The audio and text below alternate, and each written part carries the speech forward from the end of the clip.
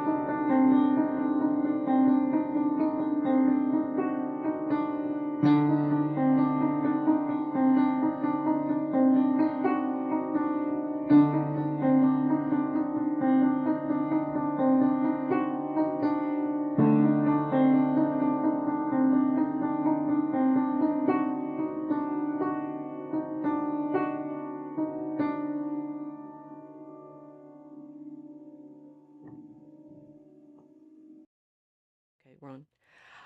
Welcome, Sally. I'm so honored to have you joining us today, and I like looking forward so much to sharing the poems that you've chosen for us. And I mean, it's just like I'm fangirling. I am.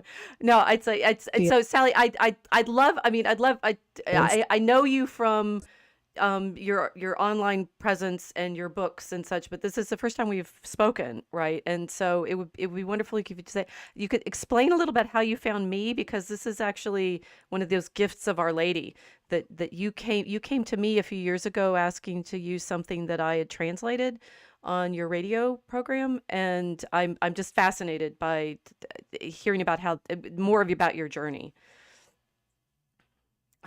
First of all, like how I came across you, because I saw you on a podcast years ago. I don't know what that was. I haven't been on his, yeah. Famous. My best friend and saying, oh, there's this really cool woman and she's got this book called Mary and the Art of Prayer. And I was so intrigued. So I got the book and I absolutely loved it. And I gave it to people, and several people and priests, etc. And then that book really helped with my understanding of Mary and the faith. Thank you. It really did, because it really showed me like her presence in scripture and how integral she was to the faith before the Reformation, and how she has been kind of, squeezed out. So I really, really appreciated that book. And then how did I come across? Well, he's in the book, so you may. I think yeah. Oh, that's right. Of course. Yeah. Well, no, right. Because there is a. I think when you got in touch with me, I showed you the full version of the poem that's online. That's right. Yeah. Yeah. I think I knew it. I think I knew it from the blog first, and then of course it's in the book. And of course, in my book, The Mary Pages, which is a kind of literary memoir about my conversion, then I do quote from various poems in your book. So that's right. And then I used Walter of Wimborne on the radio program Radio Maria, because I do a radio poetry program with them about once a month. So yes, that's how it happened. And then and I'm a convert, so I became Catholic in 2010, and I was an atheist. We have to hear more about that. Yeah. And I'll say, so the short answer here to my question of how you found me is, of course, Mary, right? that I've had so I'm only a Catholic since 2017, so you've actually been Catholic longer than I have, although I was Presbyterian before that. But that this phenomenon of Mary nudging and saying you must go look at this, I certainly I'm all too familiar with that because she never leaves me alone. Say, and the thing is, I do feel like that. It's like, here, go look, right? And you get this little insistent nudge, like you're not going to be able to not look once you get that idea. And yes, I'm familiar with the phenomenon. Yeah, absolutely. So Mary's become increasingly important to me, but she was always important from the very beginning. So how do I explain all this? 2010, I was an atheist and a poet. And I think that I really used poetry as my religion, because that was the way that I coped with things. That was the way I found form.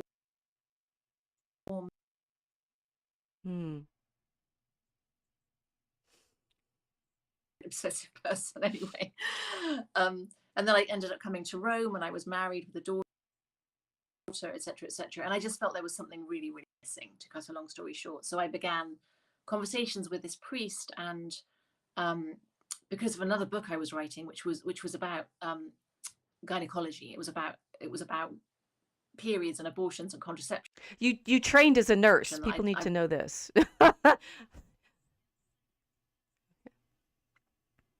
And I was just writing poetry.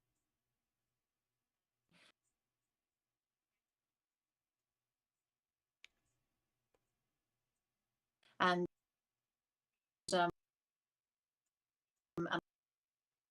I thought, oh, gosh, some money.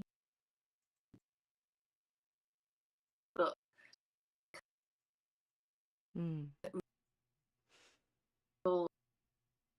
it was quite cheap, but I wanted to have.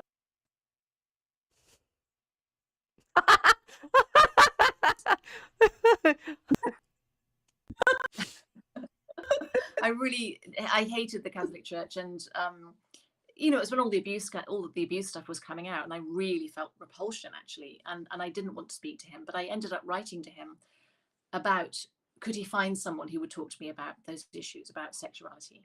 And he said he had a friend who was an ex-nun. But in the meantime, I said, actually, you seem intelligent and approachable, and maybe I could ask you a few questions about the Catholic Church and why anybody would be Catholic. So we started to talk, and then that was in the March of 2010.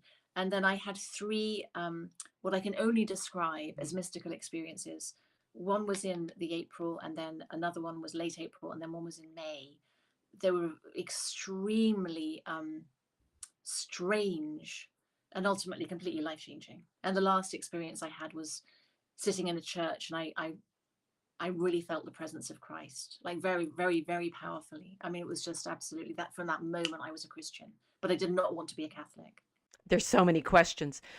So when you were in Rome, when you were having these conversations, or you've been there since then? No, I mean, I'm actually in Santa Marinella, which is just north of Rome, very close, but it's north of Rome. So I was in this little town. I'm still there, same house. Okay. And basically, I mean, I can tell you, I tend not to tell this story anymore because I've told it so many times. I did want to talk about poems if you wanted to talk about something else, but now we're riveted. No, but yeah, I know, and people do really want to hear it. And in fact, it's 10 years since I published Night's Bright Darkness, which is my book about this experience. And I really struggled, like, as a poet. Okay, as a writer, if something happens, good, bad, or indifferent, you always think, oh, well, I have to write about this, and it's a terrible writerly thing. I know, I had this blog I was writing while I was learning defense. Yes, and you have to process it through, putting in into words. Yeah. And so when this happened, though, as a poet, ironically, I was like, I will never write about this. It was so profound. I thought, I can never write. I would never try and take to the stage and make it about myself.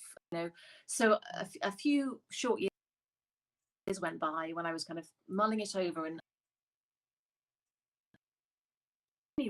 realized that the experiences that I had from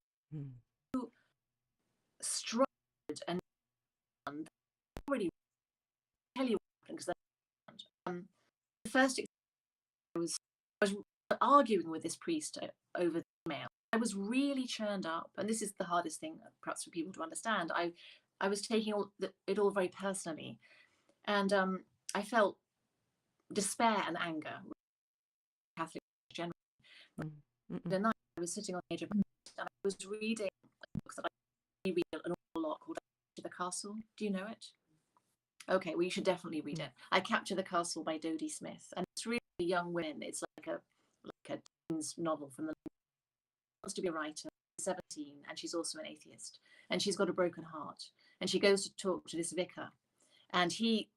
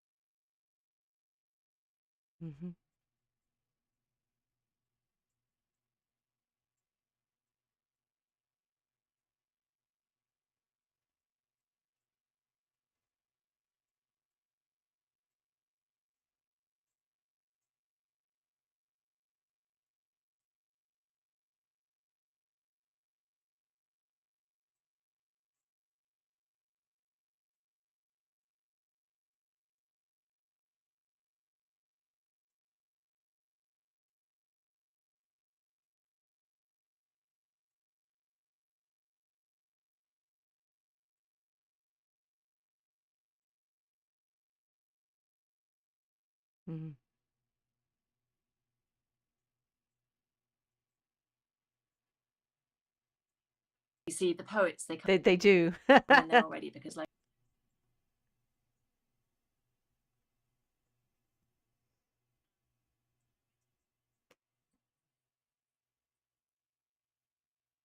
I'm on the floor beside her, and this very strange thing happened. I'd been so kind of like questioning and arguing and kind of thrashing against the Catholic Church, and all of a sudden the tears just began to run down my face. Like I didn't feel like I was even crying, but the tears just were pouring, and I felt like I'd been injected with something, and I had this sensation, a very odd thing, and I had no references for any of this stuff.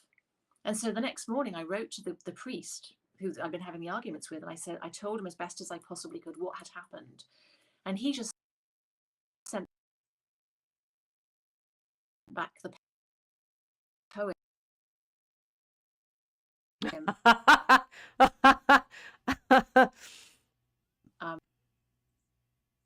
The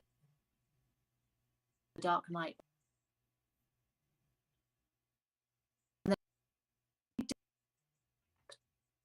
Right? So this might begin to make sense to you in terms of these first two experiences, right? And then what happened some time after this, not long afterwards, several weeks, well, no, perhaps 2 weeks at the most, I was picking up my child from school. She was in school, and I was a bit early, so there was a little church by the sea, a Carmelite church, and I was early, so I thought, well, I'll go into the church and sit down and wait for her. So I went into the church, and it was empty, and I sat in the front pew, and I was just crying my eyes out because I was a long way from home, and it seemed like I now accepted that perhaps God up in the air and strange, and I looked up, and there was a stained glass window of Christ's face, and I said out loud, "If you're there, you have to help me." And as I said those words, this presence just seemed to come down and just physically almost lift me up, and my tears just dried. And I wrote in the book, it was like I'd had amnesia, and somebody walked into the room and gave everything back to me more fully than ever before. So I realized who I was. I realized just everything. I kind of had my identity. And when I walked out of That's the very church, I was Christian, and I never looked back. poignant. Yeah, That's yeah. Yeah, and so the thing is, the reason I say it's poetic is because it took me, it took me months to realize that I'd had a visitation from the Trinity, the Father who told me that yes, there is a creator, the Holy Spirit, which was the flame and the being softened up, and then Jesus Christ himself in the church. And I didn't even know, I knew the word Trinity, but I'd never kind of analyzed it. I'd never thought about it. And I certainly had no idea about the Holy Spirit. So this is why these conversion stories are so amazing, because people say, oh, well, it was all your unconscious, whatever. But actually, like, I just didn't know. And so when I realized that he'd given me this poem, I thought, well, I just have to write it down, So that's what I did. I told the story. And then much later in 2022, I'd begun to, after reading your book, I'd begun to realize about Mary and how she fitted into things a lot more. And then I realized that from earliest childhood, I'd had a fascination with Marian art. And wherever I've lived in the world, I've had a picture of Mary on my wall. And I wanted to write something about her that was much more kind of poetic, that kind of showed how she's much more subtle to me. She's always there in very strange ways. And I wanted to show how she'd reached me in various ways through art and through strange circumstances. So that book is also a conversion story, but it's much more literary and it's much more suggestive. And it says much more about my previous life as a sinful atheist. So people have found that to be different. And yeah. So I have so many thoughts. One, I love that you say that God is a poet, and the practice, like, strictly speaking, etymologically, poetry is making. So yes, God is a poet. And what you said about, now I don't remember whether it was in what you said or in the quotation, but that he has all the metaphors. He's made all the connections. He's already put us all together, and that our participating in our making is, like, sort of seeing bits of that, right? That we're participating in what he has already made. It's I'm always, my touchstone is always Tolkien pointing to that realization that we're always making in the image, making in the law by which we're made, that we participate in that. The other thing I was thinking is how your story of coming to being Catholic is that you came through nursing, and that you were writing the book on women's physical experiences. And I am so much in my head. that my experience of coming to Mary was all very much about this moment that I had, very very quiet in college, saying you must seek wisdom. And I was doing a class in Christianity, history of the tradition, and just said, well, where's wisdom?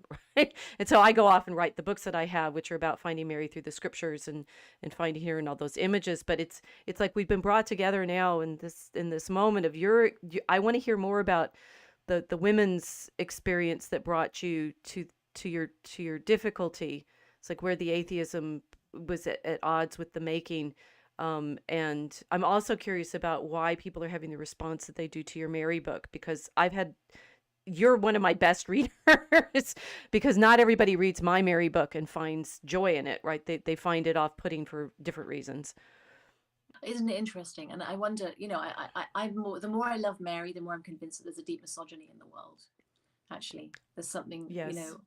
That's why she doesn't get the credit she needs, but of course she's not going to have the credit because she's modest.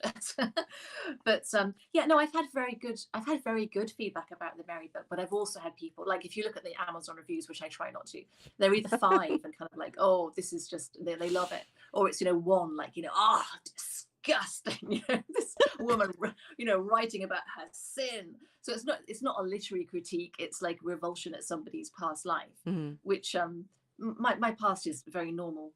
I was a normal 90s girl in London, it's just the way it was.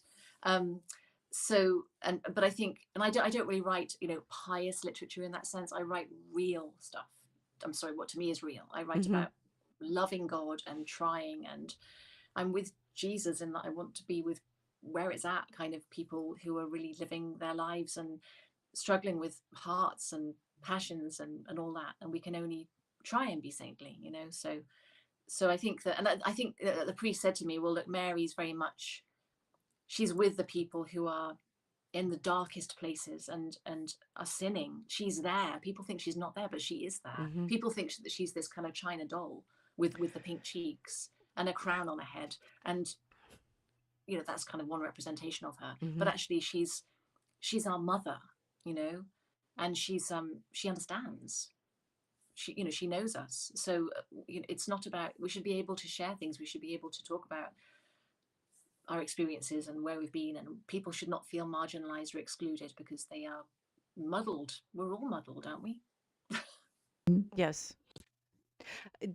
Your story, so we picked some you picked some poems that we wanted to talk about from the collection, and your story about I understand now why you chose young Donald to start with. And my idea is we play like take turns reading, and I hope it's okay if I want to read this one, because it's Yeah, sure. the young Donald, and then hear about your reflections on it. Everyone, you need to get Sally's book on one. We'll put a link in the description, because everybody needs to have this book to pray with.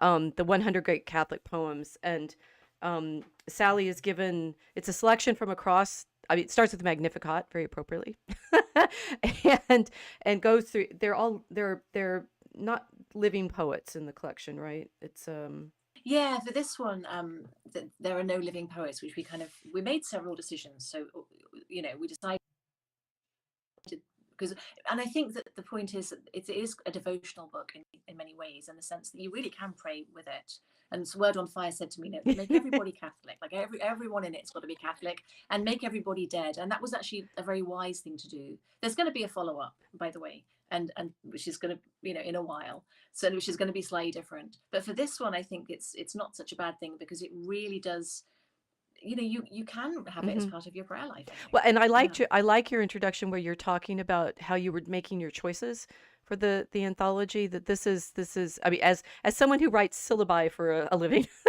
and you're trying to make choices on what do I need to help people see, and that it's poetry, which I think we've just been talking about, this making and the art and the craft of it, and that there's things that can be, I love where you say there are things that can be said through poems that simply can't be said any other way. That no other literary genre is so concerned with truth. This we've found in our own writing, that there's trying to explain what we're up to in writing poetry, and you're always like, well, but I can't tell you except in the poem. It's in the poem, because there's only in the poetry that this resonance between image and I mean, I've got to claim, but we, you know, we barely understand it ourselves until we write it. Yeah, that's right. And sometimes poets can't understand it themselves either. I mean, T.S. Eliot, I was reading some of his letters recently, and he said, you know, somebody was questioning him, and he said, oh, for goodness sake, can't I be allowed just to write nonsense that even I don't understand? It rhymed, okay? Right. It felt right at the moment, and then later I'll figure it out, right? It's like later I figure. But so you picked that it's poetry, and that matters, which is what we want to talk about. It's Catholic, and that matters. And maybe if we could say a little bit about that. It's like, because you include Shakespeare, which some of our audience has a long and abiding debate about. Obsession. Yeah. It's Francis Bacon, really. No. That Shakespeare needs to be in here. Lots of Dante, which we you know, appreciate, and I appreciate that you chose several different translators of Dante. It's Anthony Sillin and John Ciardi and Dorothy Sayers, which was important. But the sort of the sense of Catholic, if you could say a little bit about that. Yeah, so Shakespeare is obviously the most controversial choice, and you know, I don't really have a dog in the fight, as they say. You know, whether he was Catholic or whether he wasn't, but it seems to me there are lots of very good arguments to say that he was Catholic, and there are some good books that argue that. There's Joseph Pierce's book and Claire Asquith's book. But I think even more than that, as I say in the introduction, there's a crazy book by Ted Hughes called The Goddess of Complete Being. And it's all about Shakespeare, and it argues that, you know, really Shakespeare's work is so much about a past that England lost, and what we lost was Mary, the Virgin Mary. Yes. and he argues that a great deal. And he kind of looks at the plays and kind of shows that in strange ways. So I look at that a little bit, and I just feel there is, if you look at Hamlet, like, it's just very Catholic. So much of it is Catholic, you know. The ghostly father, the references to purgatory, the idea that, you know, when the king is kneeling and praying, he hasn't, you know, he's not going to kill him in that moment, because then he'll go straight to heaven or whatever it is. And, you know, it's all, there are so many Catholic references in it. So, and I don't think we'll ever get to the bottom of all of that, but I thought that Shakespeare was really, really worth including, particularly the part that I did include, which is from Hamlet. Well, I agree on Shakespeare's. You read it and you feel that past. You feel the imagery and the I mean, the key, the touchstone word that everybody seems to be using now is sacramentality, which we're trying to then unpack. It's saying you're bound the mystery to the incarnate world, and that sense of. I mean, we also in our Dragon Common Room conversations are worried about the robots taking over everything, and that, you know, the worship of the machines and the worship of the cloud, and this sort of, you know, we're going to upload our brains into yet another, like, incarnate thing, which is that computer. I mean, that's the irony of the cloud. They are actually physical rocks, right? But the sort of kind of Gnostic fantasy is we'll be discarnate and simply live in the cloud, and our minds will not need to be bound to these physical bodies. But, you know, our Lord became incarnate to show us that the reality of that mystery. We participate in his you know, mystery by way of our being embodied as well. And that if sacramentality seems to be trying to do all of that work of saying what it means to be incarnate. Because saying incarnate doesn't seem to bind people anymore, but saying, well, sacramentality, there's some mystery of being in the material that is also part of the spiritual. Absolutely, which is very Gerard Manley Hopkins as well, which we'll perhaps talk about. But yeah, I mean, and poetry is very sacramental in that sense, because it's very much dealing with the metaphysical, the place in the world, and the transcendent. But it's also very much about stuff and things. It can't not be. It has to be, and that's what T.S. Eliot said when he talked about the objective correlative. You know, you can't just have the emotion; you have to have the external details. And that's what good writing is about, is being able to show us those details. Without them, there is nothing. Yes, and when we're writing this Spenserian dragon poem, which involves a lot of history, and a good deal of it is making sure we have the buildings that we're imagining our characters in very clear, the costumes, the gemstones, the concrete, everything. And I've banned the use of metaphor.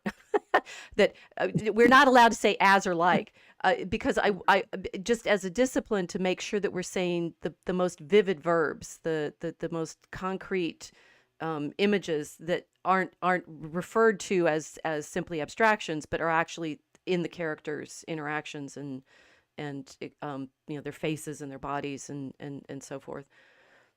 It's a very good idea. In fact, I do the same thing because I teach poetry as well. And one of the exercises is to write a poem with no metaphor. But then the other exercise is to write a poem with all metaphor. Right? You've got to be able to do both. Sorry, I've just turned to Shakespeare, and I just to remind myself, of course, that I have of late, but wherefore I know not lost all my mirth. That speech of Hamlet's. It's about the hierarchy, and it's also about divinization, which is very Catholic, you see. And the divinization is something that, once again, that it's, I think with the Reformation, perhaps not everything was lost sort of overnight. I mean, things were prohibited in the faith overnight, perhaps, but things like divinization and the need to confess sins and things like that, I think they took a long time to fade away. And I think Shakespeare shows the presence of that, whether he as a person was still Catholic or not, whether he was a recusant. I agree with that. It was just a strong part. Yeah, that's right. Because when somebody died, what are you going to suddenly not pray for them? Just because you'd get fined or whatever would have happened. So even you'd have that impulse. You'd still be saying those prayers, wouldn't you? It would take a while for that to go. Yeah. Well, I wonder too how, I mean, it hasn't gone away because there's still English Catholics. I mean, and to consider that the effort that the the state took, this is another element of the poem we're writing, because it starts with the Elizabethans, and it starts with this, like how Elizabeth tries to take over all of the magic and that this connection between worlds and reality, and turn it into, it's alchemized, it's turned into the marketplace, in effect. I wanted to point something out really quickly. So there was an archaeological dig in the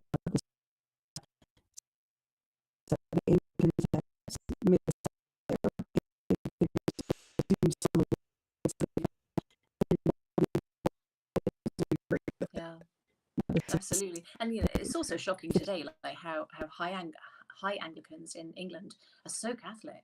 And Walsingham, the pilgrimage site in England, Walsingham, where there was an apparition in 1061, the Anglican shrine is shockingly Catholic. It's amazing. Well, and you could say it hasn't gone away because it's true. it's not just culture, but it's the reality of our creation and our participation with God in the sacraments. That it can't go away, because that would be like wiping out our existence. So let's say it strongly. It's not, and also, it's like the feeling of it's simply true. I get this. I mean, I was curious about the responses to your Mary book, because obviously from within academia, saying stuff is true is a little challenging.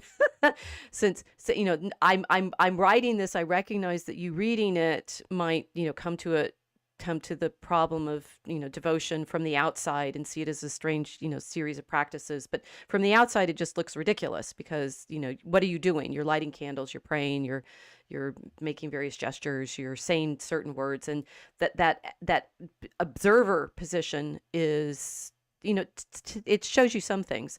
But then to step inside that practice and see what the devout see. And I use C.S. Lewis's image of the meditation in the tool shed. So you're outside the light, or you're looking along the light to the sun. My colleagues have found that a challenging invitation, because people, it's like I think the outside view, our Enlightenment exterior philosophized secular view, wants to simply say, no, reality is only this, right? And it's like, no, but if you've converted, if you've stepped into this vision, it's true in a way that you have never been able to access. Like what you were saying, Sally, about seeing the face in the light, and it's like, it's simply there and it's simply true. And once you've seen it, you don't step back out, because, or I mean, if you do, it's sorrow. I would guess. I'm not sure. I don't dare. Right? It's like, how would you dare turn your back on that invitation? Exactly. I'm quite frightened. Well, which brings us back to the first poem. We'll not worry about Great right now. We'll worry about the poem. So I'll read Young Donald. I'm also interested that this was translated from the Irish by Lady Augusta Gregory, because I was just reading some books on fairies and the fairy tradition from the 19th and 20th century, and she was very influential in bringing some of the Irish stories to people's attention. Yeah. She was very big on the Irish culture. Absolutely. Right. Okay. It is late last night. The dog was speaking of you. The snipe was speaking of you in her deep marsh. It is you are the lonely bird through the woods, and that you may be without a mate until you find me. You promised me, and you said a lie to me, that you would be before me when the sheep are flocked. I gave a whistle and 300 cries to you, and I found nothing there but a bleating lamb. You promised me a thing that was hard for you, a ship of gold under a silver mast, 12 towns with a market in all of them, and a fine white court by the side of the sea. You promised me a thing that is not possible, that you would give me gloves of the skin of a fish, that you would give me shoes of the skin of a bird, and a suit of the dearest silk in Ireland. When I go by myself to the well of loneliness, I sit down and I go through my trouble. When I see the world and do not see my boy, he that has an amber shade in his hair. It was on that Sunday I gave my love to you, the Sunday that is last before Easter Sunday, and myself on my knees reading the Passion, and my 2 eyes giving love to you forever.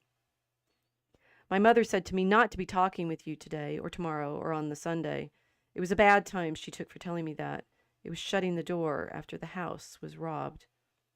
My heart is as black as the blackness of the sloe, or as the black coal that is on the smith's forge, or as the sole of a shoe left in white halls.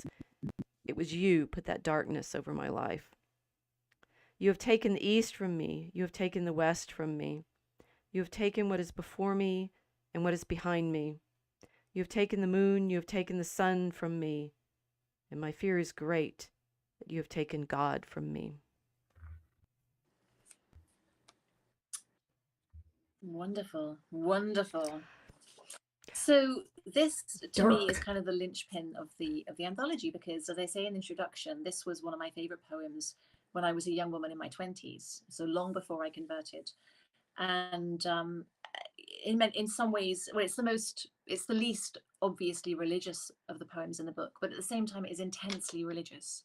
I mean, it's about a love affair. It's about a young girl who's heartbroken.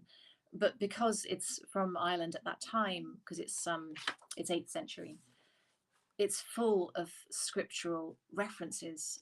And in a sense, it wouldn't even have been, I don't think, intentional on the part of the poet. It's just the way that was the imagery that they were steeped in, and the way that they kind of looked at things. So I just feel that, when she says the promises that he made, these kind of extravagant promises, and she talks about a fine white court by the side of the sea, that's so much like a psalm, in Psalm 84, when they talk about the courts of the Lord.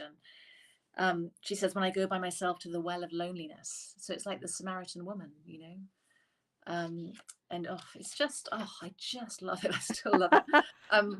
And then, of course, she's there on Palm Sunday, and she's kneeling there, and they're reading aloud the Passion, but she can only look across the church to see this bloke with red in his hair, and just feel absolutely gutted.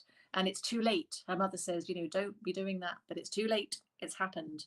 And the imagery, my heart is as black as the blackness of the sloe. Oh gosh, it's just genius poetry. Or as the sole of a shoe left in white halls, like the black and the white, it's just so vivid.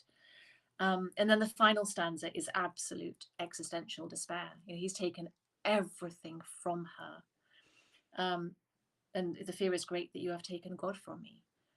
So it reflects, I think, our sense as human beings. This is the mistake that we can fall into so easily, is that when we're really infatuated with somebody, we're really in love with somebody, but it's kind of a bit more and a bit less than love, isn't it? Because it's like, what it's like when you're a young woman and you just think someone is the bee's knees, and you're obsessed with them. You think that they can make or break you, and of course they can't. And you're actually mistaking them for God, aren't you? So I think that that's the problem with this woman, is that she's young and she thinks that her life can end with this relationship, and she doesn't realize that that's not the case, because God loves her more deeply than that, and her identity is not with a man, her identity is with God. So to me, it's a deeply, deeply Catholic poem. Yeah, I love it. Do you like it? She's going through her own passion. It's such an interesting juxtaposition of her utter despair. Right.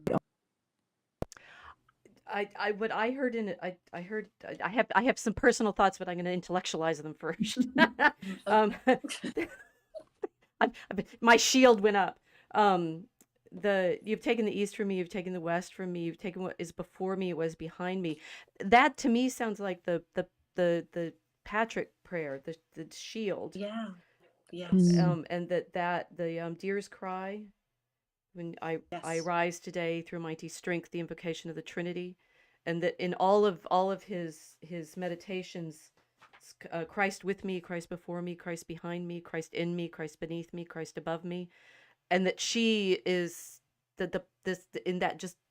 these wonderful ways that the poem can point to, so like everything shimmers out from these tiny references that if you know the rest of it, just it's the whole world. That you've taken Christ from me, which is that terror. Also, the rejection of love too, right?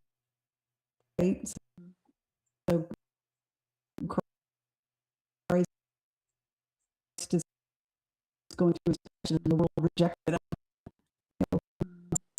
Yeah, we don't know anything about the author of the poem, and I mean, it has to be a woman. I mean, they say, don't they, that most of the Anon poems were women. That's what Virginia Woolf said. I don't know. But, I don't know about that, but the sort of what women write, what men write. We've actually meditated on that a lot, because I think we have such different perspectives that, and whether women can see men's perspective and whether men can see women's perspective, it's very challenging. To me, this is a very, very female poem. Yeah, I don't think that all the poems that were Anon were women, but I think this one could well be. The original is actually much longer, and I don't think I've even seen the whole thing, but these are the stanzas that are usually taken out as being the most noteworthy. Okay, so I'll try to do this a little. You are better at talking about your personal experiences behind your conversion than I am. I'm too good at it. I'm too good at it. I was like, I have no. I could give you footnotes and references to everything, but reading the opening of your Mary meditation and your love that you had in when you were a nurse in the hospital with the doctor, who was actually with somebody already. Very poignant and terrible for me, because that is part of my story. Although I'm married now to my husband, we had that, the sort of affair feeling, which I have mentioned before on camera, definitely on my blog, as something in my past life that because I married him rather than, moved on, is still part of our relationship, obviously, because we have the previous relationships that we had always there to a certain extent. And see, I'm fumbling it because I don't practice this part of my story. The feeling when we were together, and that sort of the love that takes all of the poems and makes them real, it's pretty overwhelming, right? You're in love in this way that all of the the Romeo and Juliet's phrases and descriptions suddenly make sense to you in a way that maybe in other relationships they haven't. And in this poem with the young woman, it's like, yes, women, it's like that feeling of I'm in love with him. I'm so much in love with him. I'll destroy everything to be with him. Eloise says this. I'll see there. I did it. I intellectualized it out of the room. Right? When she's so, Abelard is so frustrated with her because he's saying you're Christ now. And she's saying to him, but I just did it for you. I took, after he's castrated, and they both, they're married already, but he, and he's encouraging her, I think, and urging her to go into the monastery. And she doesn't want to. She does not want to be a nun. She wants to be with him, even though, in practical terms, they can't be anymore. And she's saying, I only took the veil for you. And he gives her this long meditation on, but it's, Christ. You should be focused on Christ. And I can't read her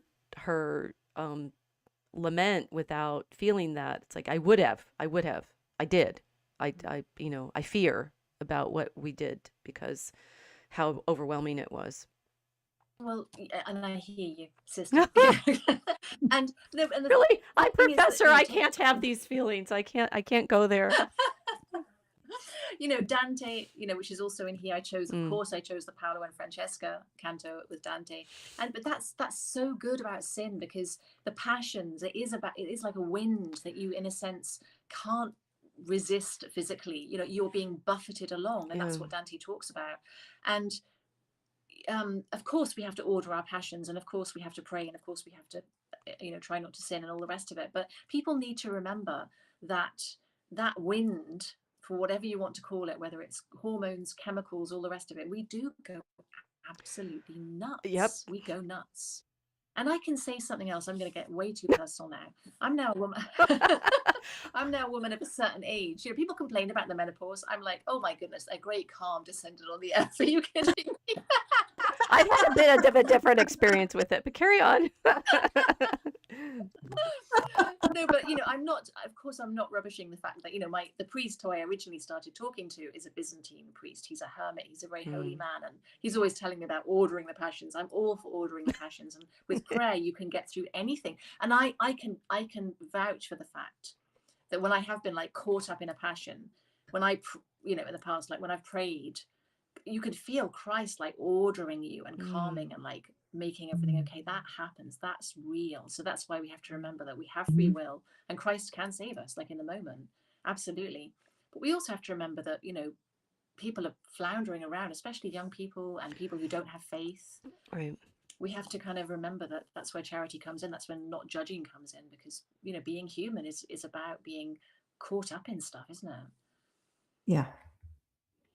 Well, I will say, being a woman of a certain age as well, which tends to come up more because the other place I practice my discipline is in fencing, which is what my blog was about, right? It was about my fencing as prayer practice to start with, my fencing Barrett prayer.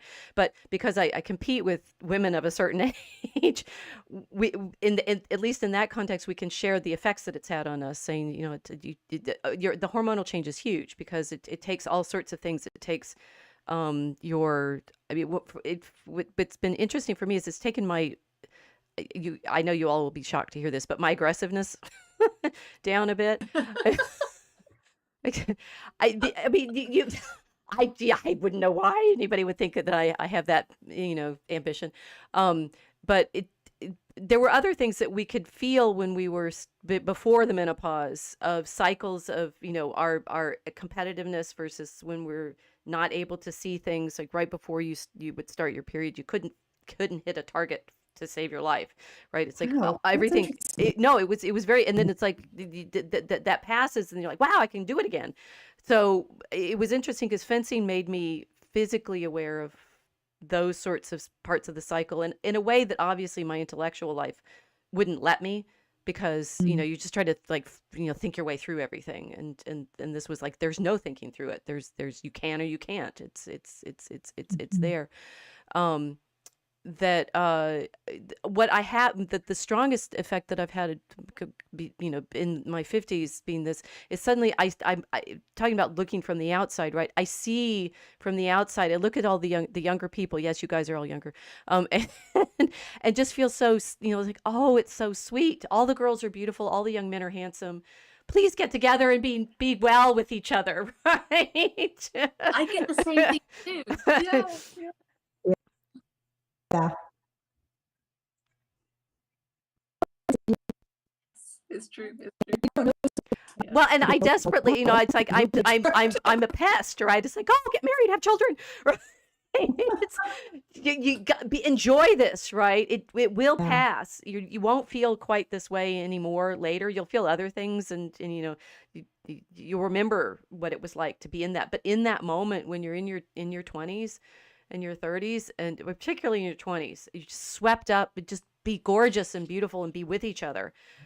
Better if you're married, and I'm here to tell you the challenging part of that part of the story, because it's so overwhelming. So I'm just wishing everybody happy marriages right now. And yeah.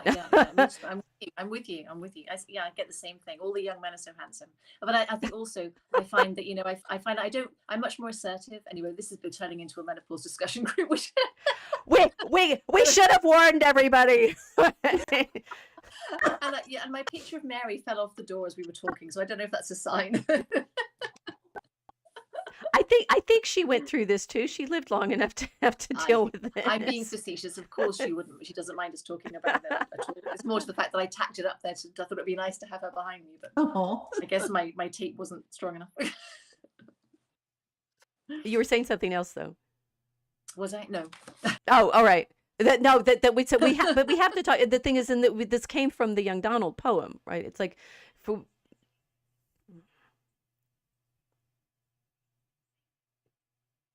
of being saintly if we don't talk about the passions in the first place, and that's what he was all about, and that's what this poet's done, and so that's why I really wanted to get these kinds of poems in there. So they were saying, we remember being her and being swept up, and it's like I can remember it. I can't feel it anymore, and I feel so sad about that. So it's like when you were you were 20 or whatever, and that guy walked in, and you're just like, that's it, you're doomed. Right? And it's there's still little whiffs of it now and then, and it's not quite as strong anymore. But it's no. I'm being honest. Come on. Poetry is about truth. It's like, right? And Yeah, but I'm actually with her. I'm like really happy. all right. You're admitting it too, but you're calm. happier about it, right? Yeah, I am happy about that. But it is kind of interesting to like suddenly realize that, like, if I think back to when I was in my 20s and you're insecure about my looks, I'm like, what the heck is That's what it is. Yeah. Everybody's gorgeous because youth itself is Yeah, just this is our message to the young. You're beautiful. You're beautiful. You really are. And this is the sort of land of the lost moment, right? If you grew up watching that on Saturday morning. Yeah. There's one when Holly, I think is the character. Is that right? An older version of her comes to talk to her younger version. And so he's like, older Rachel really wants to go back to younger Rachel and say, really, you're beautiful. Yeah.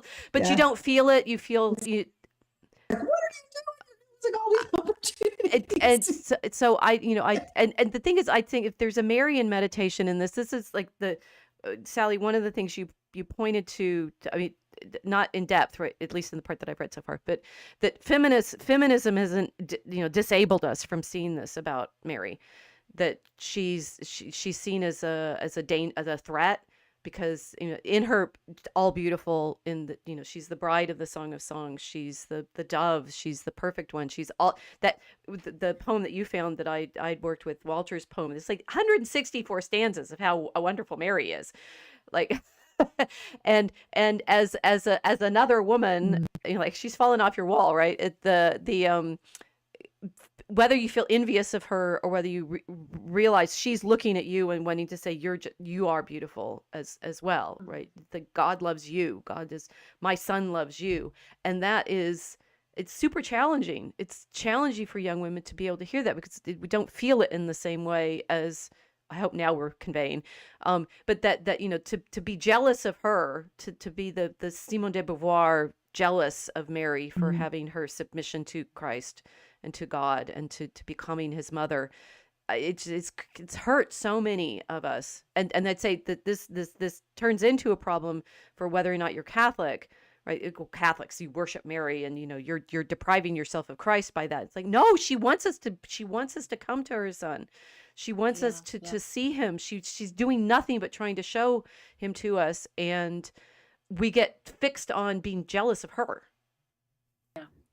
Yeah, and Simone de Beauvoir, the comment about for the first time in history the mother kneels before the son and all the rest of it, and I say in my book, I say, well, no, like every mother kneels before their baby in the crib, don't they? They literally kneel in adoration before the baby, and that's the whole point.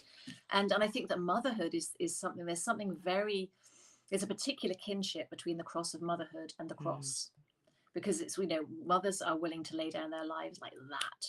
And it's, of course, fathers are too. Of course, I'm not taking it from them, but there's something very specific about motherhood.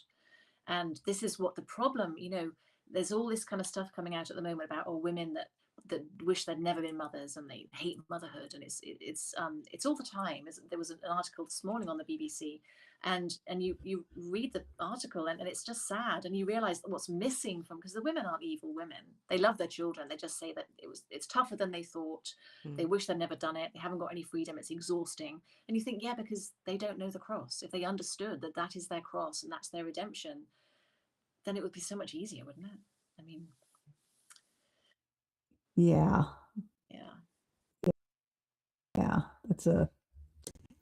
I'm thinking of times I've seen that in the wild, and it's hard to have sympathy for those women. I know. It's just heartbreaking. It's heartbreaking. Yeah. But my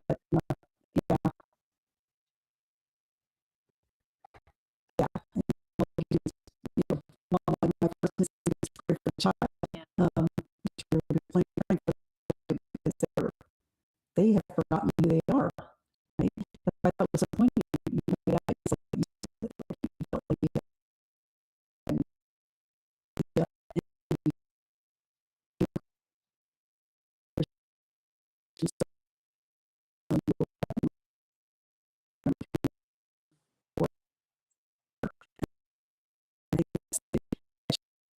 will be.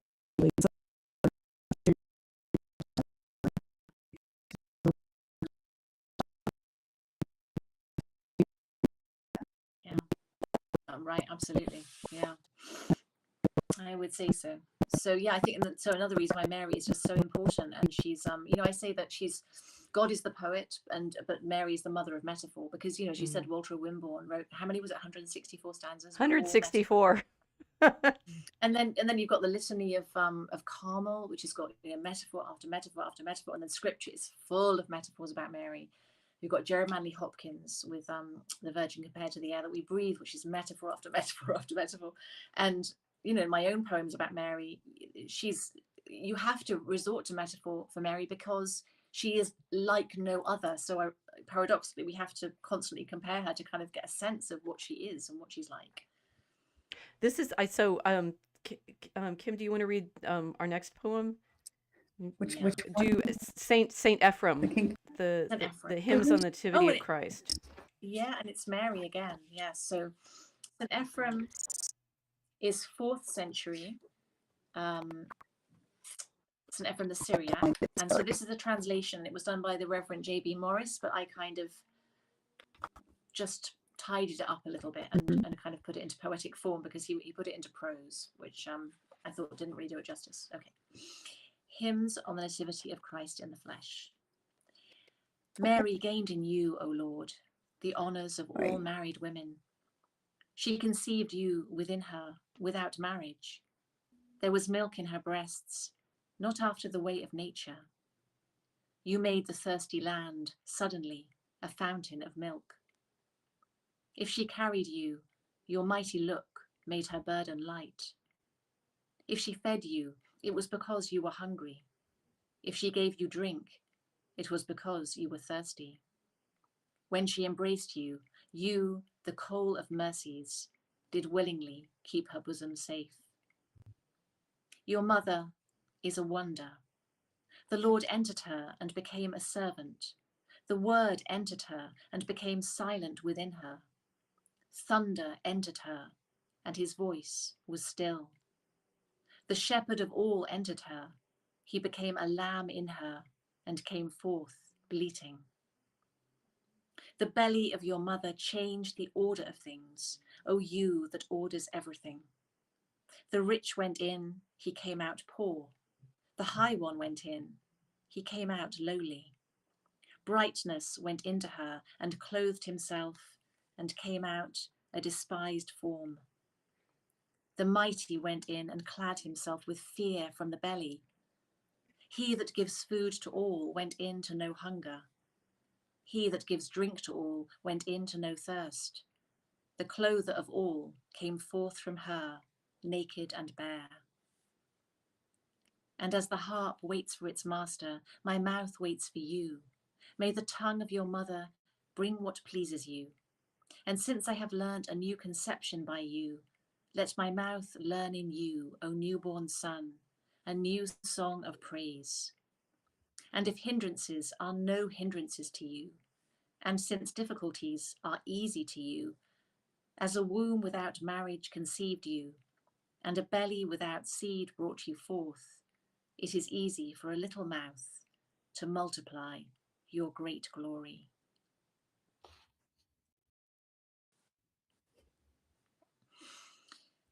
So the last 2 stanzas there were actually in the voice of Mary.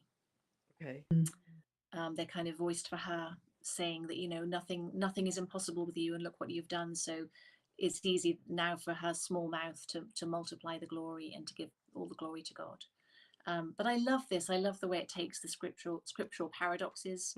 And they say that, the belly of your mother changed the order of things. I mean, how can people say that Mary is kind of a submissive doormat? And then, we see how the fathers of the church viewed her. She is this place of enormous power, although she herself isn't powerful in the worldly way. I mean, she's this incredibly sort of powerful being because she's so incredibly close to God. And the thunder entered her and his voice was still. God became this tiny, tiny, tiny thing inside her. So yeah, I think that's really, really beautiful. It is. It is. It's hard to fathom, as you said, how people can think that this woman is, as Dubois said, weak and kneeling before her son, and subservience. It's like, he's God. Number one, number two, look at all these things that have been written over the centuries. Yeah, always. Yeah. They're looking at this through the lens of world power only. Authority. And if you don't have authority, well, there's so many powerless. layers of the It's dismissal of wrong. Mary, but also Christianity. I mean, the reason I was reading about the fairies is I'm prepping for my Tolkien course and reading some of Ronald Hutton's books. Do you know his work on like witchcraft and magic and things like that? And this one, it's I've forgotten what he ended up with, the Queens of the Wild.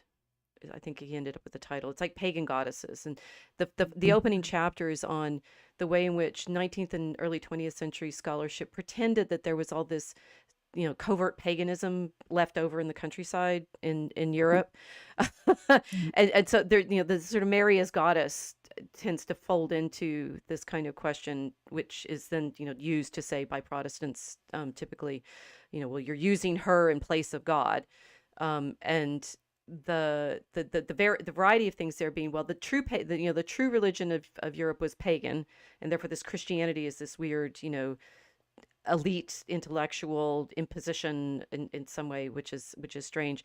And two, that that elite imposition of Christianity is only European. It's like, wait a minute, you can't have this both ways. And Saint Ephraim is of course Syrian. That he's from the old, the oldest layers of church history, and writing in, it's like, this is translated from Armenian Syriac.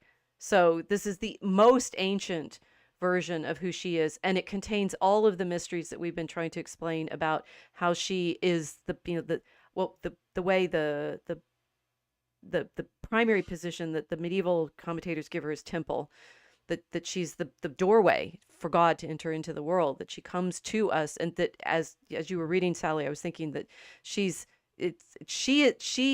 has to contain everything, because God enters into his creature through her, who then contains God, right? The whole of creation ends up having to contain him, which is the great mystery of why you have to name her in so many different ways, because like, how does the maker enter into his work? Through her, and then what kind of mystery is that? None of this is the pagan understanding of creation. No.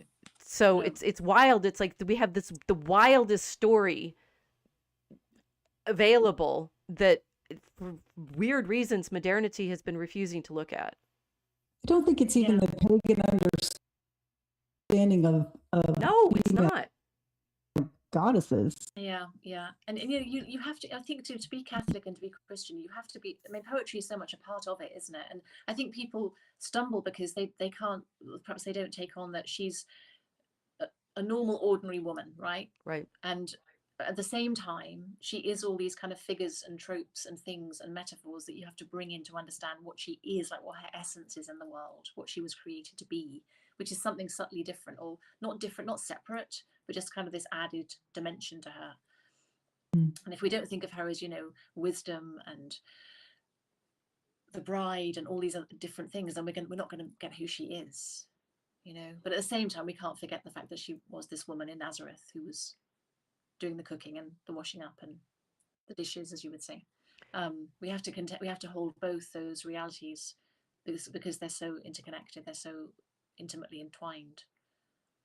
Well, the great mystery being of this is one that I've come to understand better recently, because I spent a lot of time last year thinking about Franciscans, and the Franciscans include the scholastic friars like John Duns Scotus, who make arguments for things like the doctrine of the Immaculate Conception, which then tends to divide people. I mean, there's certain casualties you get from working on Mary, and one is always, you have to answer this question about the Immaculate Conception. Do you believe that she's the Immaculate Conception? And I'm like, well, yes, but let me explain why.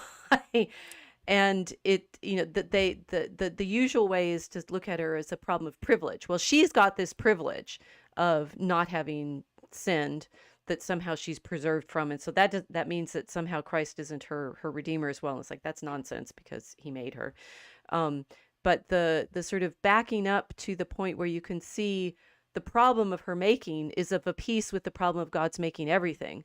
So he's made all of creation. And so, yes, he makes her as a special part of creation in order to participate in his creation through the incarnation. And just like it always takes, to understand her, it always takes panning out so far so that you see the whole, and people end up focusing so much on just that speck of her person rather than her participation in this whole mystery. Yeah. I think it's the fact that it's a mystery that a lot of people, well, at least post-Enlightenment, post-Catholic people would have a problem with, because we've lost the capacity to look at mystery, haven't we? Because everything's explained. Yes. Yeah. Right. I should acknowledge at the moment that we have John Abrisi has joined us from Australia, and he's complaining about what time we're streaming at. Well, sorry, John. Sally's in Italy, so we were accommodating her schedule. He's a customer complaint. What sort of time is this for a podcast? Do you know what time it is in Australia? No, we don't. Sorry. No. He's saying numinous is a good word. Surely all of this hinges on imagination, the harnessing of imagination guided by cosmic reality as defined by doctrine from revealed knowledge. Connection with God, Mary, etc. is happening there. I think it's the cultural misuse of the word imagination and the misunderstanding of its role in our lives in grasping reality. How do you imagine Mary? Or how do you imagine Mary? How do you imagine? The emphasis on that is tricky to get. Well, I think so. In medieval terms, imagination is one of our mental faculties. It goes along with memory and reason and will and things like that. So it's a particular ability that we have mentally. And William Blake, later William Blake picked up on imagination as the place of faith, didn't he? It was this conception of God all to do with the imagination as well. I think that's where poetry comes in as well, is that you're called on to really consider how everything fits together and kind of and what the reality of somebody is in the world, because in poetry you can't let go of the concrete, you can't let go of as I was saying earlier, you've got to have what really happened and what's really really in the world and unite the two. So the absolute kind of nuts and bolts with the more abstract mysterious stuff, it has to both Rachel brought this up when she first started her poetry group 5 years ago. It's like poetry has to be about something concrete.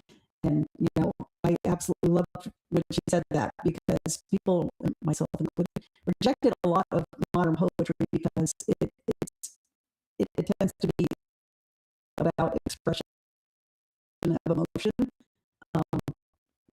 completely void.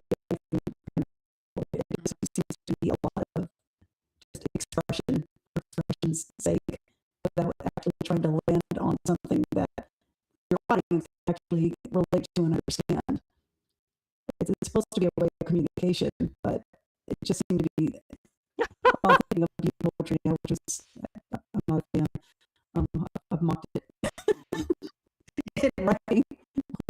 One of the first exercises actually was, but I think a lot of poetry is still like that. It's a lot of free verse, and I think they're playing fast and loose with even that, even with free verse when they're writing it. So it's good to hear what you're saying, that it still has to be about something concrete. You have to be anchored in reality, otherwise it's not going to go anywhere at all. Yeah. Exactly. Yeah, I think I'm now thinking about the exercises I gave you. We were actually using Stephen Fry's book. We'd like some advice on teaching poetry or learning poetry, but we were using Stephen Fry's book because he's trying to give like exercise. He gave a lot of nice exercises, and some of it was just like his topics that he'd pick would be sort of sort of like what you saw at your window or something like that. It would be like make practicing the meter and sort of feeling the structure of it the first thing that you're worrying about, rather than coming up with some lofty topic that you then want to render into poetry. Because I mean, it's funny because I think we should go to Hopkins next. that the temptation is always say, well, great poetry lifts us up in ways that nothing else does. And so if you're wanting to start working, with words and playing with them and crafting them together, you want to make a poem about something that really matters, and that can backfire.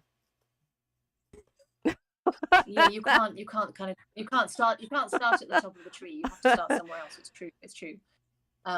Actually, I'll plug that I have a book coming out this year with Word on Fire called The Secrets to Reading Poetry, Unlocking the Language of God. And although it's not directed at writers so much as understanding poetry, it is also useful for writers. So yeah, I deal a lot with this kind of stuff. But what makes a good poem and how we can engage with it and understand it.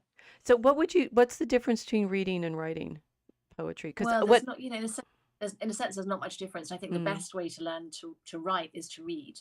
In fact, there is really no other way. You have to just read and read and read and read. Yeah, it's about getting your ear in, and it's and it's all the things I've been talking about as well, about knowing what you're saying and also not knowing what you're saying. So you end up at a point where it can't be expressed in any other way. I've been thinking that we started with Stephen Fry's book, with some knowledge of the fact that he not all of the poetry he's ever written has been like safe for work, as we would say, so cautionary. Anyway, that what does that mean? Sorry, because I haven't read any of his poetry. Oh well, he's a little adventuresome in some of his poems, in terms of some of his own passions, I'd say. Okay. That he and I'm thinking about like some of the first topics I gave us to write about were like steak. write a poem about steak, or orange juice, or we did a series of to pick a topic. I think Fry gave these examples, like pick a topic of something from in the news right now and write about that. So we had a number of sort of very topical poems at the time. Yeah. That was they were good exercises. It was fun exercise because instead of worrying about your sense of self that you're trying to express, you're trying to describe it. So it's more like the sort of things you do if you go to an art class and here draw the teacher sets out all the objects to do a still life, and it's like just draw the cone, right? Stop trying to pretend that you know what a cone looks like. Look at it and actually draw it. And that we were using the exercise to just say what's there, but that I think if you've only read great poetry and then you're trying to write your own, which is like doesn't scan and maybe rhymes and is silly and such like that, I'm stumbling around here saying the feeling of despair because I'll never write anything that great, but what I realize is even writing the silly things that we wrote made me go back to the great poems and say that then you become much more aware of your own incapacity at this point and say, wow, that's amazing. I could never write that. Instead of, I think, unfortunately, if we only read the great poems, sort of backwards thinking about it. If we only read the great poems, we don't realize how hard they are to achieve, except for when you do achieve them, it's all just right? So you have that sense of once Kim and I have had this experience, like once you figure out what the right word is, all of the other words are gone, right? It's like all of the bad words that didn't work and that are broken and things like that. But you can't appreciate the choice of the right word unless you've tried out all of those other ones. Yeah, exactly. Yeah. So I'd say that I'm only now reading poetry to appreciate it because I've been stumbling around trying to write our poems. And then we go back to our earlier stuff and go, oh my gosh, it doesn't scan. Or I can feel that it could be better now, but it's only through the practice of writing it that we've gotten to that place where it makes sense to say this. And when I was reading through your selections for our discussion today, I'm saying, oh, I had imposter syndrome last night when we were prepping. I'm like, oh my gosh, we've written nothing. And Kim was going, what are you talking about? And I'm saying, but in comparison, it's dreadful.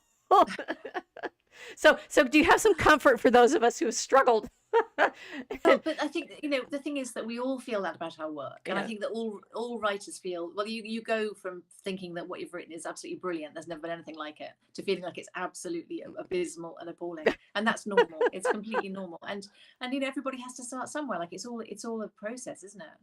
And we all and also every poet, pretty much every poet in this book, will have written poems that weren't that good, apart from Shakespeare probably, but most of them would have written stuff that just wasn't that great. And then I mean, I've got a theory that every good poet will only write about 1 or 2 great poems in their lifetime. This is comforting. No, because it's like every so often that couplet comes out. So one of our before we started our long Spenserian Draco Chimicus poem, we wrote a kids story, which we called Aurora Borealis, because it's about bears going from the North Pole to the South Pole. And that we wrote it together as a group and things like that. And there's one couplet that came to me in the shower that it's one of the ones I can like actually recite, I think, if I can pull this off from memory. But you sort of feeling like this one phrase came together. That's it. In all of the rest of the poem. It's 100 stanzas long. It's a whole story. It's like the quest accomplished, homeward bound the bears lay dreaming in the bosom of their boat. Nice. It actually like scans and makes sense, but it's the one, and I think. There's other great parts of the poem, but that feeling of it all chimed together, and it's there in memory. It's all of the things you always say poems should be, like memorable and well structured and shaping our world, and yet they're incredibly rare to find that one perfect. Well, writing an epic poem is very, very ambitious. I don't write short books. It's a failure. No, your project is expanding into like 7. It's still shorter than Spencer, but no. But the thing is, I think it's you have to write a lot for that 1 or 2 perfect. You do. Yeah. Expressions to come through. So it's not like, oh, if I practice and practice and practice, it'll all come out great eventually. Right. You still have to write a lot of a lot of dross to get to the gold. You do. You just have. That's just the way that has to go. Oh, I throw away huge amounts of poetry all the time.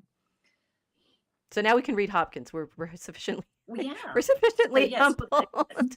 Okay, Casey, can you read this one? This was it's As Kingfishers Catch Fire, right? Sure. Yes. Yeah. Okay, that's the nice one. Okay. As kingfishers catch fire, dragonflies draw flame, as tumbled over rim in roundy wells, stones ring, like each tucked string tells, each hung bell's bow swung, finds tongue to flame out broad its name. Each mortal thing does one thing and the same, deals out that being indoors each one dwells, sells, goes itself, myself it speaks and sells, crying, what I do is me, for that I say more, the just man, justices, great, all his goings graces, acting God's eye, what in God's eye is. So the first thing might be to say that Hopkins is difficult. There's no getting around it. Like he is. So people should never feel bad about having difficulty with Hopkins, because he pushes language to its absolute limits, and it doesn't matter. What you have to do is appreciate the music first and foremost. Just really appreciate the music. And then what you find is that in the midst of all of these strange images, he'll suddenly give you lines that tell you clearly what he's talking about. So the first line that's clear is, each mortal thing does one thing and the same. Okay, so he's talking about what everything created has in common. selves goes itself, myself it speaks and spells, crying, what I do is me, for that I came. So it's all about the raison d'etre of our lives, all about our God-given vocation in the world. We do what we are, and we are what we do. So it's all about that. And the beginning lines, they seem, well, it's all about the music. The kingfishers catch fire. So it's like, you imagine the bird, and there's that ignition of like it catching fire. It's the colors, you know, and the dragonflies draw flame, that alliteration. So the dragonflies look like a flame too. And then he makes up words like Shakespeare did. So as tumbled over rim in roundy wells, well, roundy's not a word, but he just says roundy as an adjective. So he's saying that stones ringing, even a stone is like a bird or a dragonfly. Even a stone has its kind of thing it must do. Okay. And then each tucked string, that's like a cello or a violin, it's a musical instrument. So it's each tucked string tells. And then he talks about the bells and how the bell's bow swings and flings out broad its name. So it's all of these things doing what they were brought in the world to do, and being what they are. Hopkins was a priest, and he had this theory of inscape. He called it inscape, and it was basically, it was very much from Duns Scotus, the medieval theologian, who talked about, how is it pronounced? It's hike from hike hok. It's thisness, right? Thisness. Yeah. Thank you. Yeah. So thisness. So he had this theory before he started to study Duns Scotus, but when he studied Duns Scotus, he realized that he thought the same thing. That everything has thisness. So that was what he brought into his poetry, and it's like saying that, you know, all pine trees aren't the same. One particular pine tree will have a particular essence that's different from everything else. So in his poetry, he's trying to encapsulate that, and that fundamentally is what poetry does. It tries to encapsulate something, the originality, the uniqueness of something. So Duns Scotus is the same who I was referring to that developed the doctrine of the Immaculate Conception. And so it's Mary's thisness. That's really excellent. Second part of the sonnet, because this is a sonnet. So the second part of the sonnet is about us, and how the just man justices. So that's, you know, he turns justice into a verb, and how we're all called to act in God's eye, what in God's eye we are. So we're called to be Christ, and Christ is in all of us. So that's our basic vocation, is to be Christ-like. So it's, you know, very spiritual. Really consoling. I find it a really consoling poem. I think it tells us what our identity is, and that our identity is completely unique. We've all got something that we have to do. Wasn't it Joan of Arc who said, what did she say? She said, for this I was born, or whatever she said, before she went off to do what she had to do. Yeah. You know, we've all got our thing that we have to do, and it's subtly different for everybody. And it doesn't mean that we have to be a film star or be president. It means that we have to acknowledge that there's something unique to us, and that it's about knowing that we're a child of God. This now it just popped into my head why I don't like AI so much. Because it has to take the easiest way from everybody to make everything the same. People have these visceral reactions against it whenever an AI video pops up. You feel someone is trying to fool you, right? Trying to make something natural, which isn't, and it always looks very unnatural. And I've heard a lot of preachers of the gospel of AI is coming, telling me that I won't be able to tell the difference. I remain convinced. I think it's going to be challenging. I mean, they're bringing in a logo in England to say, you know, human authored for books now. Good. Because so many books are being AI'd, you know. I can, you know, I predicted that. I mean, to write a murder mystery or to write a romance is very, very formulaic. So of course the computer can do it. Right. And I think that's similar to other programs they've had in the past, where they made a program to copy the style these people to do this. They would just be exactly. But I think we should view it as a challenge, because I think that I'm sorry for the people who are writing the mysteries and writing the romances for Mills and Boon, but actually once you've cleared all that away, it means that, you know, writing is going to go back to being something that's very difficult to do, and it is a job that can't be done by anybody else. And you'll go into a bookshop and there'll be like the AI on one side and the humans on the other side, and that, you know, it's like the difference between literary fiction and your romances and all the rest of it. I hate to say it, but it's true, because I can see how a Mills and Boon could be written by AI. It's not difficult. no. So I'm having to think about this a lot in my teaching, since I'm wanting to have the students do their own work. And one of the effects of it is we have to do more things in person, which for the sake of the incarnation is a good thing.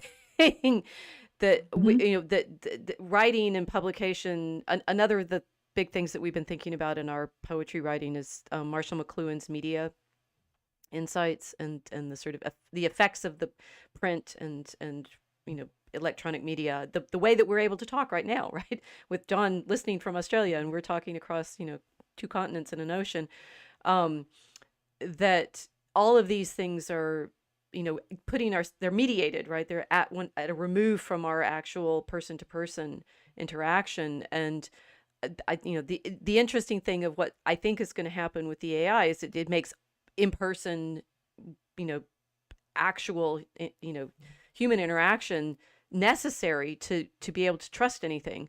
We don't have, it's like you're talking about verifying things by putting stamps on them to say that they're human written, but the only way you're going to know that it's human is if you can participate in a conversation with people. Yeah. Exactly. So there might be positives to it eventually, but I think it's very, very depressing. Well, it's economically. This is also coming into what we're writing right now in our Act 5, right? Because the characters are now putting Christ on trial, and one of them speaks for like the Industrial Revolution and the machines, and but it's great, isn't it going to make everybody comfortable and happy to have it's these meditations coming from the Crystal Palace exhibition from the 1850s, when they have, it's something I use in my teaching, where there are articles in the Economist newspaper that were touting the Crystal Palace exhibition, right? And one of the things they're saying is all these machines, this is great, we've made so much progress since 1800, it's 1850 now, and this is going to change the world, and everybody's going to live in nothing but glass houses, which if you live in Chicago's high rises, you kind of do. And the sort of boosterism of that, like the machines are going to make everything so much better, you'll be free to be human, when they're taking away the thing that makes us human, which is our making, our actual joy and craftsmanship and art. Yeah, absolutely. Yeah, well, we have to fight it, and I think I do see kind of signs of even like the younger generation, they're fighting against it to a certain extent. I mean, they're all the dating apps and all the rest of it, but there's something sort of observing that generation. There's an eagerness now to get out there and to meet each other in the flesh, which I don't know whether it's just the kids that I know, but they're beginning to get fed up of being online. They really are. Yeah, it's wonderful. Yeah.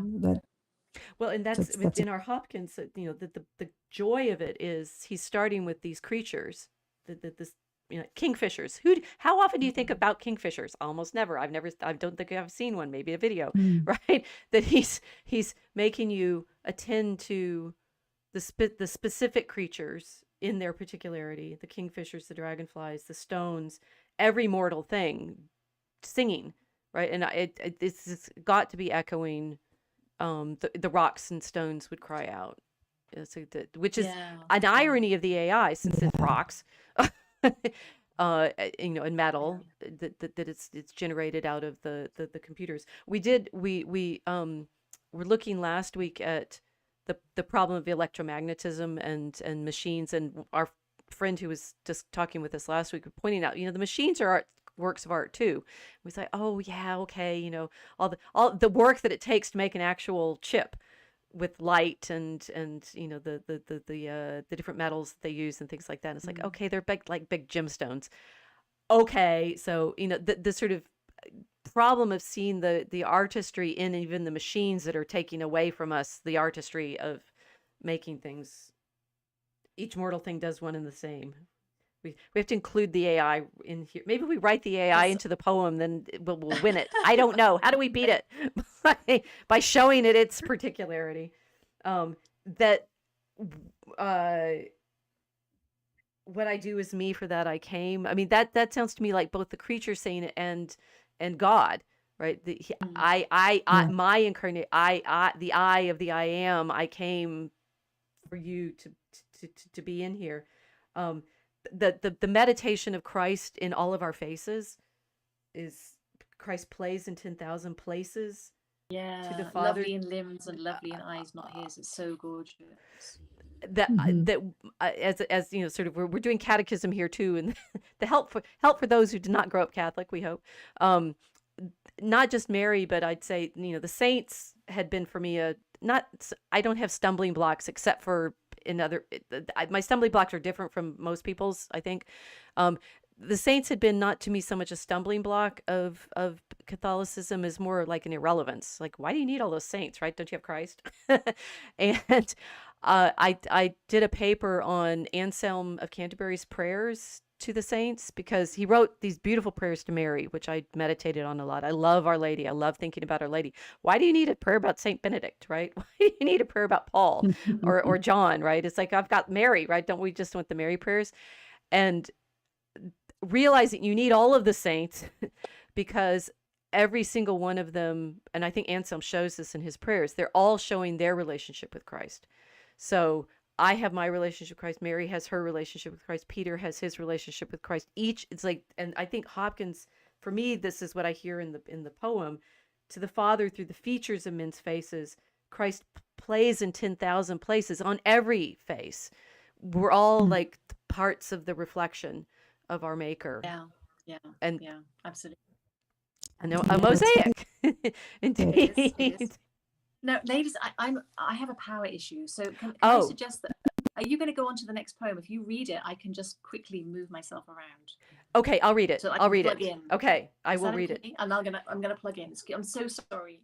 Excuse me. Okay. Go plug in. All right. So, which do you have a particular one that we liked best, Casey? We have the King. Okay, so Joseph Mary Plunkett. Okay, yes. This is. The next one is we'll tell Sally when she comes back when we read. Okay. This is Joseph Mary Plunkett's "I See His Blood Upon the Rose." This is from her introduction, which is quite poignant.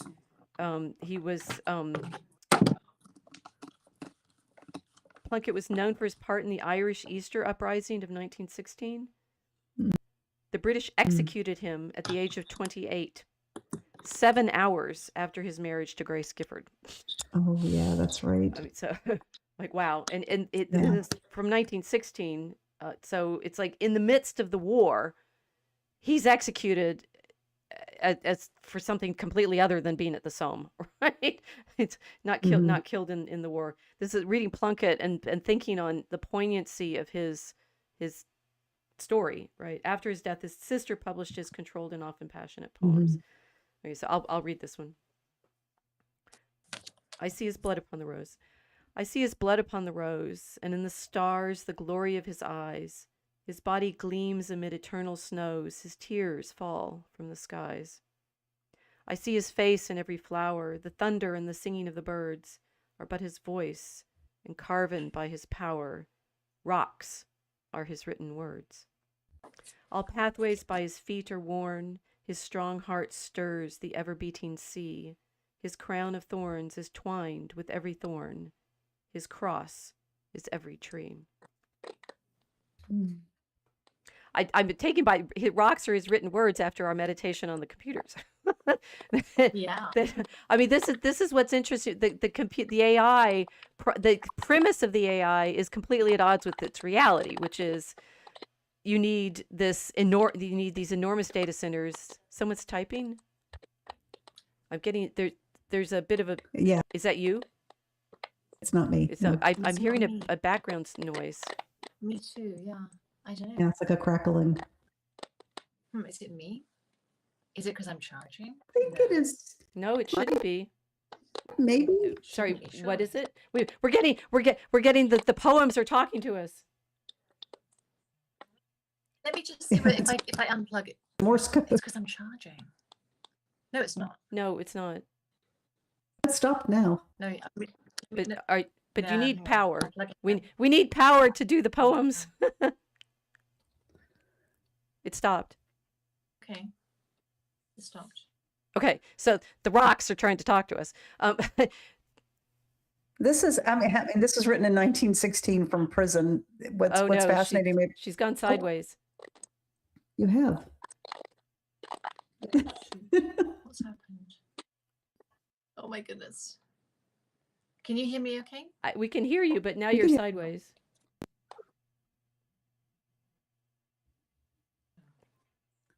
Can you hear us? What am I going to do? I don't think she can hear us. I'm so this is we take all of these things in stride because of course this is live and this is our proof.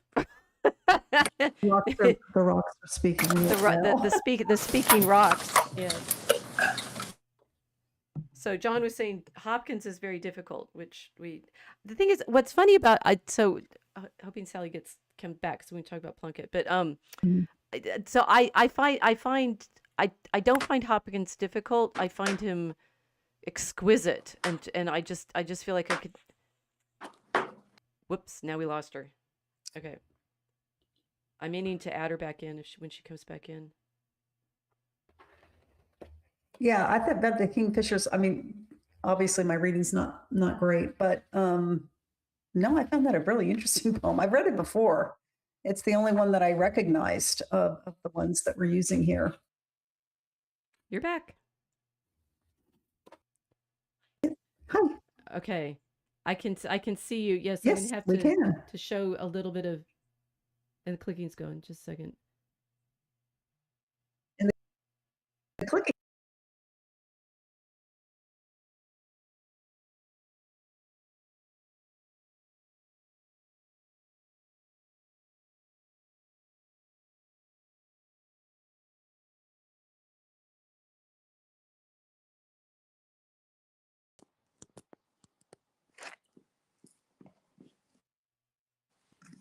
Can you hear us now?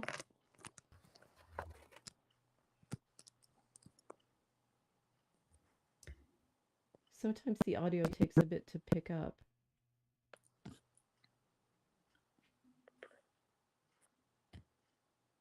Can you hear us, Sally?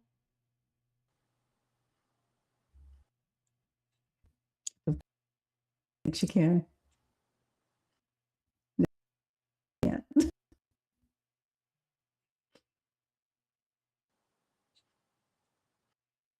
She did do that. She did leave and come back.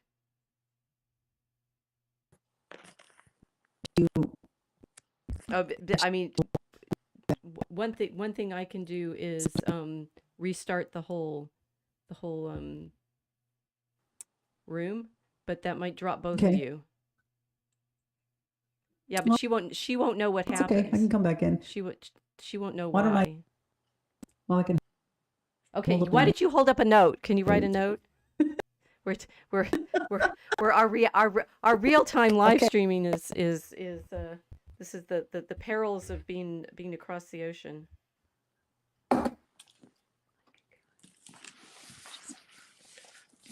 Okay.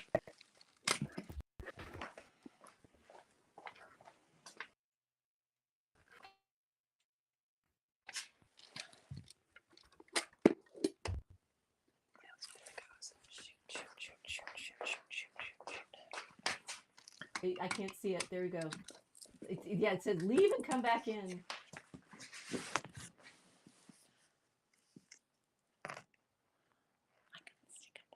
Okay, she's trying. Okay. Well, she left. Leave and come back You're in. gonna leave and come back in. Okay. It worked. Now,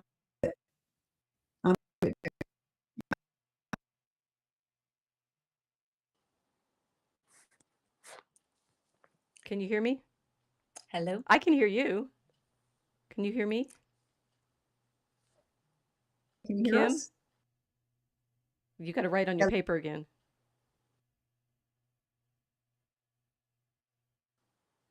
We may not be able to fix this in real time. Oh.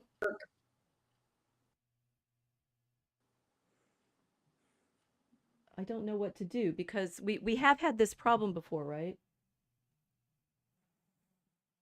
Can't remember. We did, but the thing is that Probably. we had it when someone couldn't hear us at all, right? As opposed to why she can't hear us right now because we were fine before. Is it something? No, because I also restarted the platform. So, well, okay. So this is it's I don't know what to do.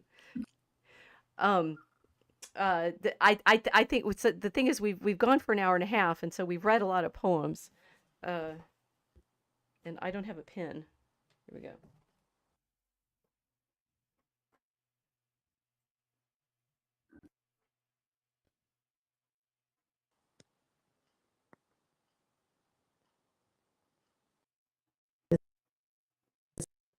Right.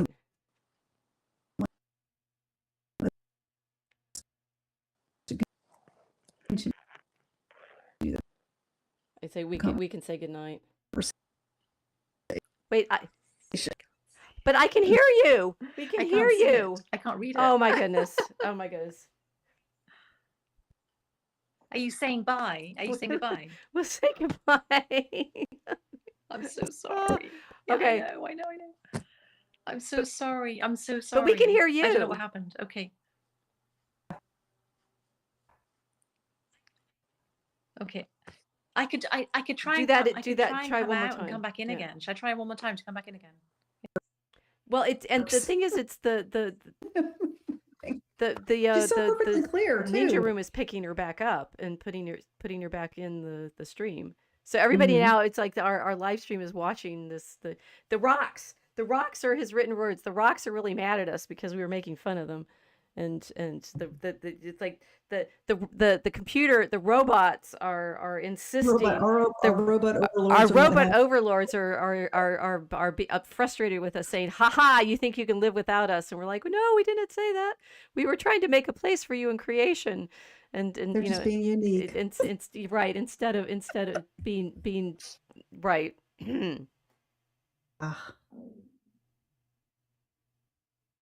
The meta at this point is just off the charts, right? Yeah.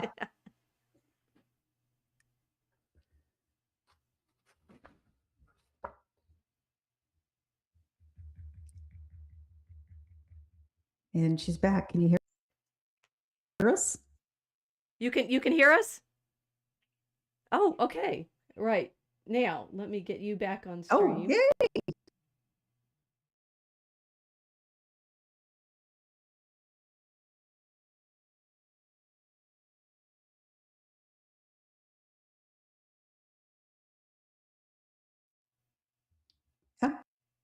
Okay. On air. We see you. You hear us. I do. Excellent. Okay. So the thing is this. Okay. Yes. Consider that we are poets, and therefore we take nothing. We take nothing as coincidence ever again. And if you if you consider that what we were talking about just then was how the computers are not, the computers got mad at us, right, and dropped you, and then made it. Well, yeah, it's true. Yeah. Anyway, so with Plunkett's poem, right, rocks are his written words, and see, the computers wanted us to be talking about them and not poems, or not. The computers are claiming that they can write poems too. How's that? They are. Yeah, so rocks are written poems, and what's really lovely about this poem of Joseph Mary Plunkett is that he was Irish, and this poem is so typical of the very early Irish Christian poetry, which was being written right at the very beginning, like at the time of St. Ephraim, like 4th century. 5th century, 6th century, with incredible detail to the natural world, all about the rocks and the flowers. And they really saw God in every created thing, very much like Jeremiah Hopkins.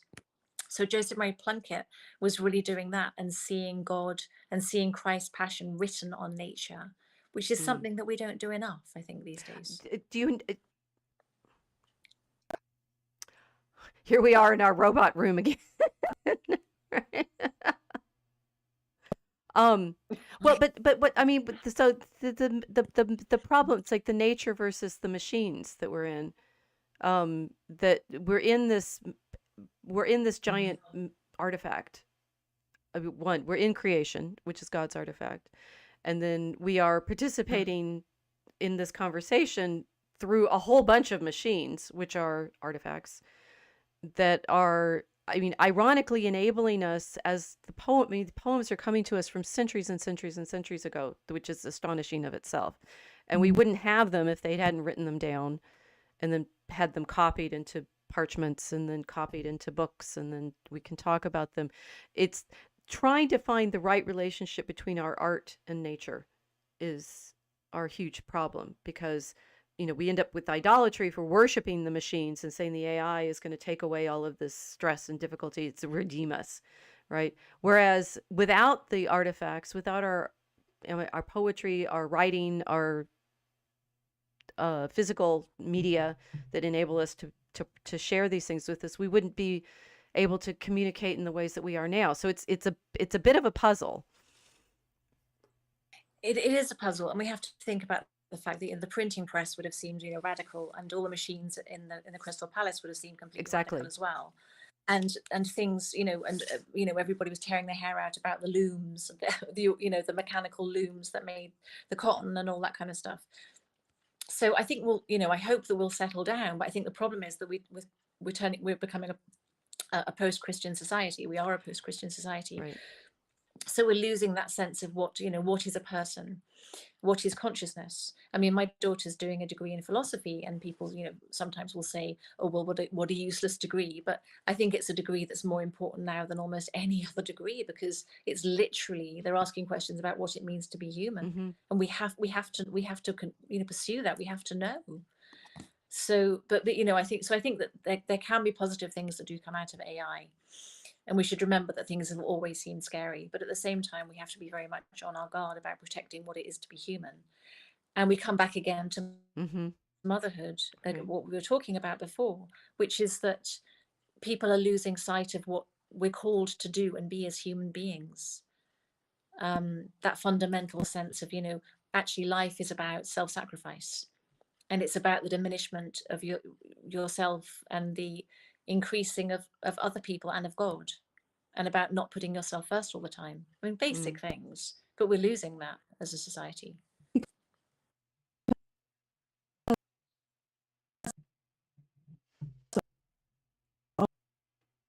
Yeah, exactly.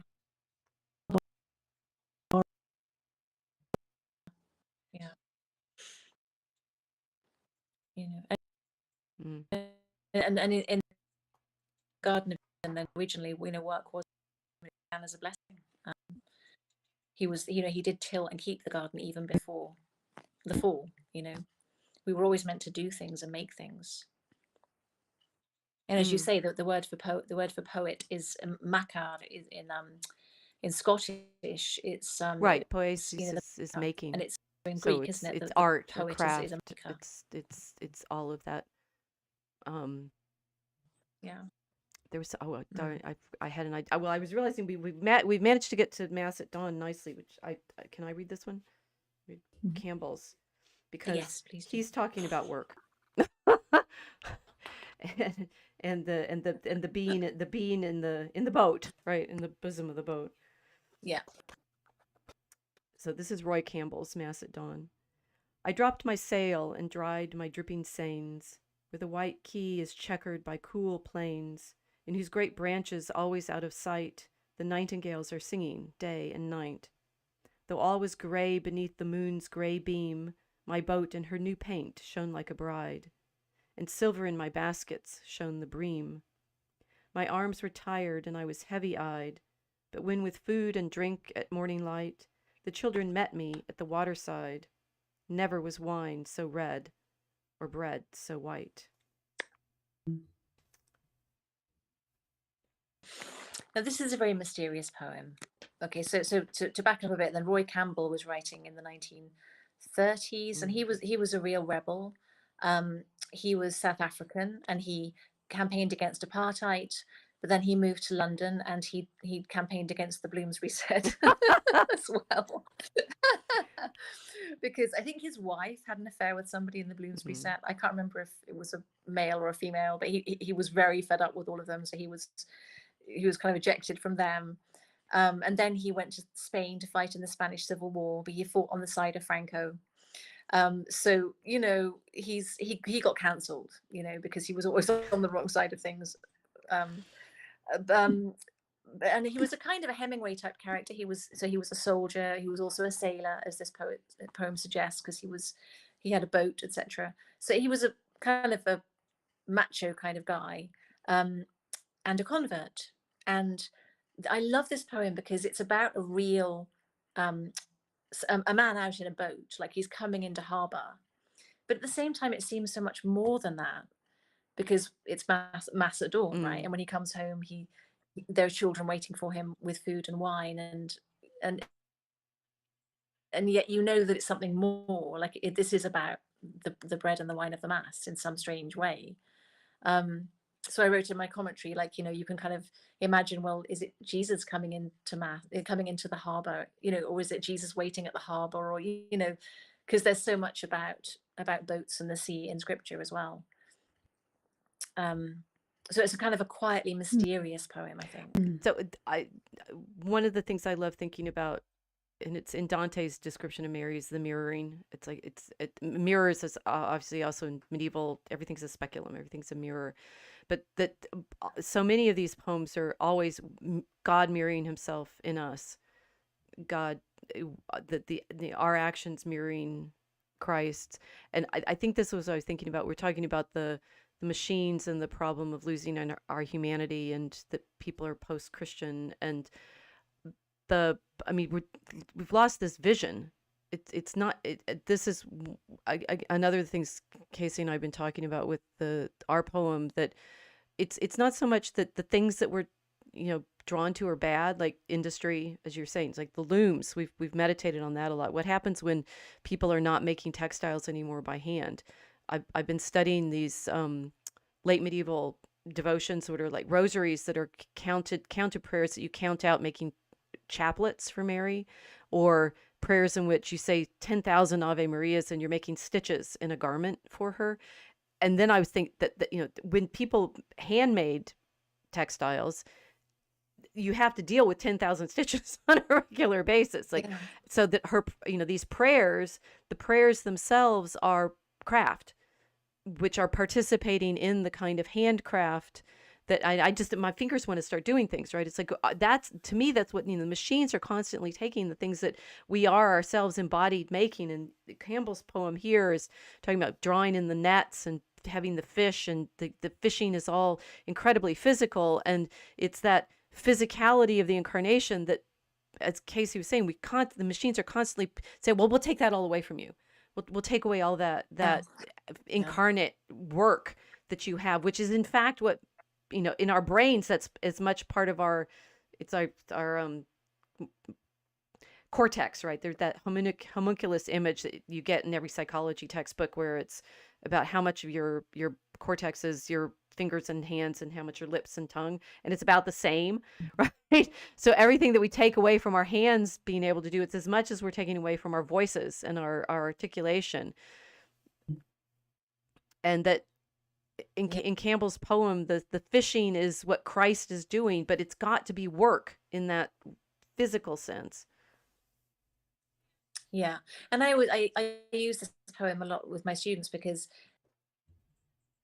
it's so physical, and you've got all the senses in there. You know, you've got a lot of visual stuff, and you've got the sounds of the water, and you've got the smell of the fish and the salt and all the rest of it. So it's really, really physical, and there's a lot of kind of a good he does a lot of things with color, because if you look through, it's all white and gray. It's all about the moon and about the fish, and it's all silvery. And then just at the very end, you've got this red wine, which seems incredibly, this splash of color. It's really striking. So it seems very simple, but it's actually not very simple. It's not simple as a poem. It's very, very cleverly done. He paints it.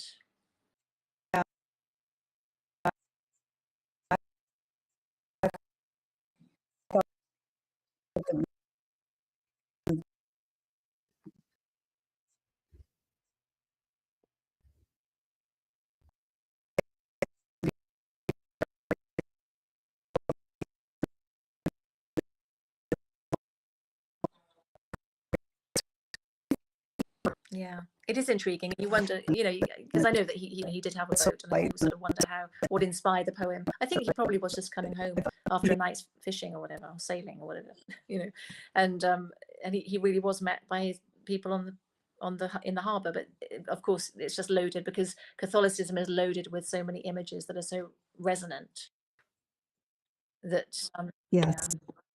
yeah. And the mass, and you can never say bread or wine in Christianity without thinking of Christ. So that all the images kind of unfold from each other. But these poems are constantly showing us we are going to find, God is going to encounter us in all of these moments and all these activities. And you're got that clicking again. We're really yeah, I know.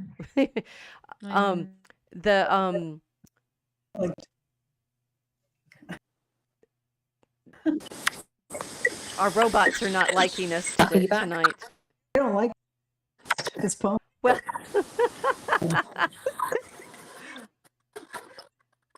they're here. The computers definitely want us to pay attention to the mysteries.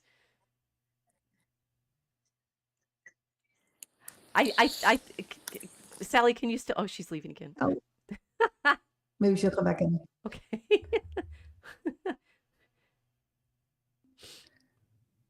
Yes, it's the computer gods of the AI gods of sense. We're talking about something, concrete.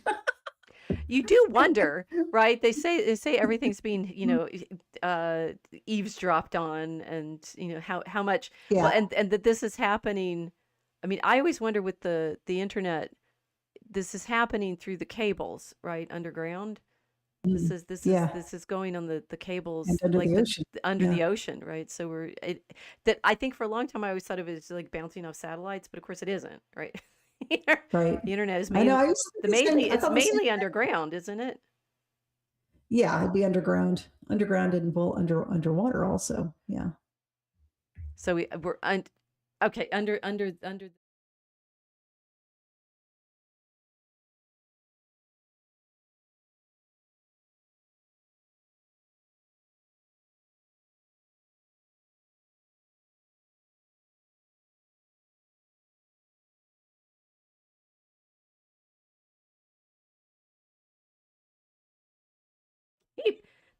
They keep being mischievous. These mischievous fairy haunted rocks, right? So we had one more poem, but we've taken the time that we promised you we'd take. So do we want to read the Vittoria Colonna, or do you want to? As long as the connection holds out. Okay, let's read. We have one last, because I think this is an appropriate conclusion to our womanly meditation.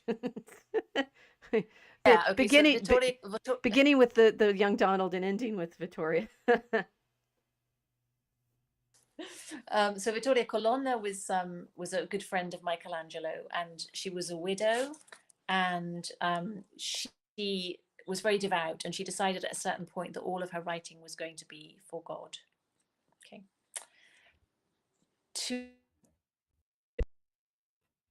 Again. No.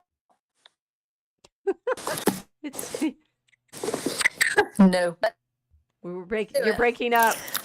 Can you hear me? No. Okay. I wonder if it's just my connection. I don't know why. The room. Sometimes it's just a different room.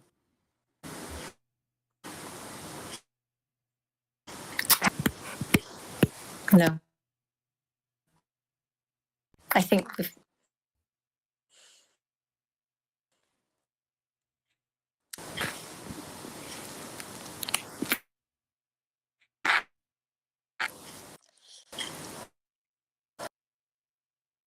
I admire her patience. Yes. She wanted to use the phone because she was worried the camera was better on her phone than on her laptop. But we said the phones are mobile, but on the other hand, they have other limitations. Mm. There she is. Well, let me bring you back on. I just have to bring you back in just one more time.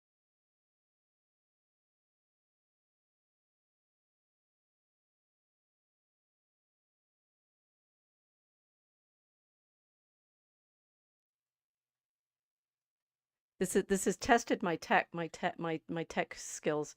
So I'd say let Vittoria will have to wait for another time. We'll have to have you back in different, more durable circumstances.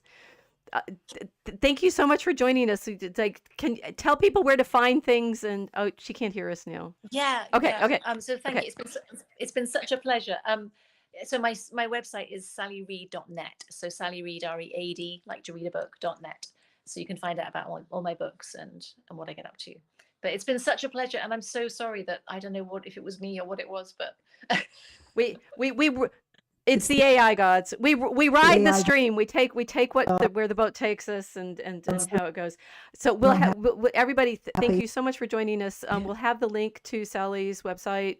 You've got to get her book of 100 great Catholic poems, and you will be amazed. Right? We've only barely scratched the surface of the richness. Yeah, it's beautiful. And get it from Word on Fire. Get it direct from Word on Fire. That's the best place to do that. Oh, great! I'll put up a link to their site too, so that people can find it. Thank you so much for joining us, Sally. This has been wonderful. Thank you. It's been a real pleasure. We'll have take care. Bye. Okay.